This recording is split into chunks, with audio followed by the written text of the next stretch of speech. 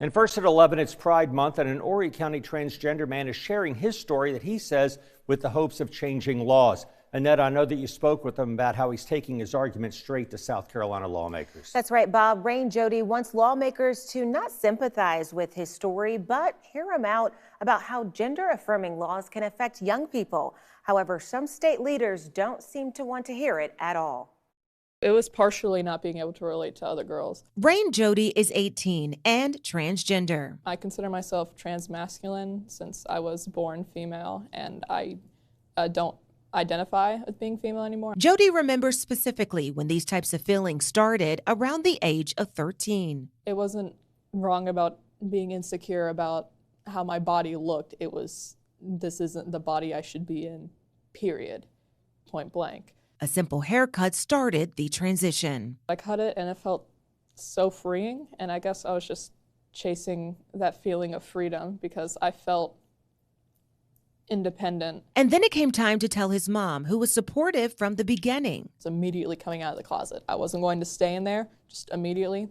I told everyone I could. I just was like, hey, you know what? Spread the news. I'm trans. Going through this process as a teenager wasn't easy for Jody.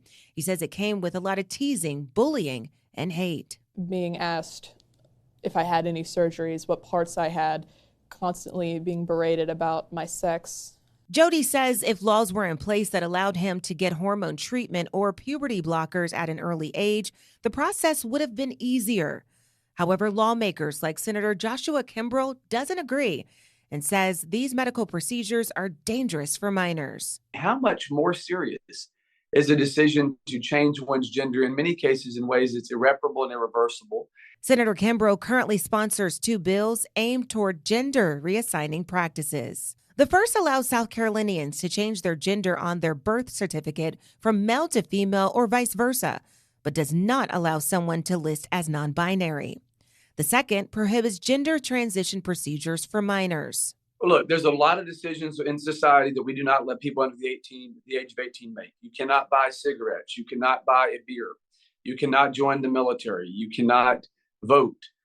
You can't get a credit card. I understand people have different opinions of what their gender may be, but we can't govern based on opinion. We have to govern based on reality. Jody believes lawmakers are not only missing the mark, but closing their ears off to the true meaning of their message. Transgender people deserve human rights, and what a lot of people believe are human rights is below the bare minimum. I hear a lot of people saying that we're shoving things down their throat they're saying that we keep asking for more, but that more we're asking for is to be protected.